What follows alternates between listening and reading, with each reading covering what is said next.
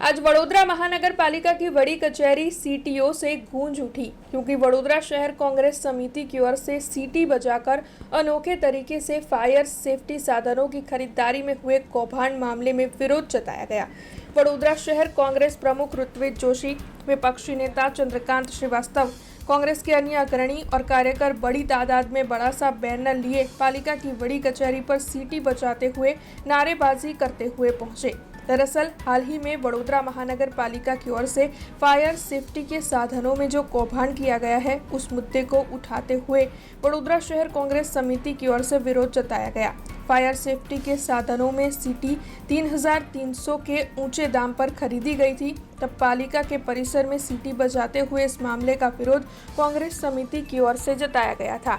इसी के साथ डिप्टी म्युनिसिपल कमिश्नर को आवेदन पत्र दिया गया था और आवेदन पत्र देते हुए कांग्रेस पार्टी की ओर से स्थायी समिति को बर्खास्त करने के साथ साथ जिन अधिकारियों को इस कौभांड के मामले में सस्पेंड किया गया है, उन पे ऊपर केस करने की मांग साझा की गई थी।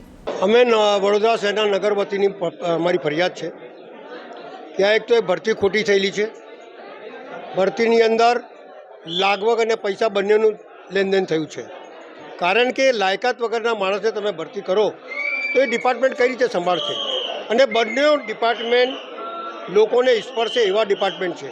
એક આરોગ્ય, જેની અંદર વડોદરા શહેરના નગરજનોની નગરજનોના સ્વાસ્થ્યનો ખ્યાલ રાખવાનો છે। બીજી બાજુ લોકોને આગ લાગે તો તાત્કાલિક ફાયર પહોંચવું જોઈએ એ જગ્યા ઉપર। એક બાજુ ફાયર ઓફિસર ભણે છે અને બીજી બાજુ નોકરી કરે છે। આ કઈ રીતે શક્ય બની શકે? એવા માણસને મોટા નેતાઓની લાગવગથી અહીંયા મૂકી દીધું તો વડોદરા શહેર એમના ગીરવે મૂકેલું છે। ભાઈ, તમે નેતા છો તો ગીરવે થોડી મૂકી દીધું છે। એવી જ રીતે અહીંયા હાઈકોર્ટમાં કેસ ચાલતું હતું દેવેશનું, અને અહીંયા એમને ભરતી કરી લીધી તો કયા આધારે કરી લીધી? એટલે ભ્રષ્ટાચાર કરવા માટે, રૂપિયા કમાવા માટે આવા અધિકારીઓની ભરતી થયેલી છે। અમારો સીધો આક્ષેપ છે કે વડોદરા શહેર જે ટેક્સ રૂપી પૈસા તમને આપે છે એના વડોદરા મહાનગરપાલિકા ચાલશે। લૂંટ કરવા માટે નથી મૂક્યા તમને, અમને ટ્રસ્ટી તરીકે મોકલ્યા છે એ રોકવા માટે, પણ અહીંયા તો ટ્રસ્ટી જ એમની જોડે થઈ જાય છે। એટલે સવાલ એટલો જ છે કે આવા અધિકારીઓને સસ્પેન્ડ ના કરાય, આવા અધિકારીઓને પોલીસ કેસ કરાય અને આમને ડિસમિસ કરાય। સમગ્ર સભામાં કામ લાવો અને ડિસમિસ કરો, ત્યાં ખુલ્લું પડી જશે કેટલા એમની જોડે છે ને કેટલા એમનાથી સાથે છે।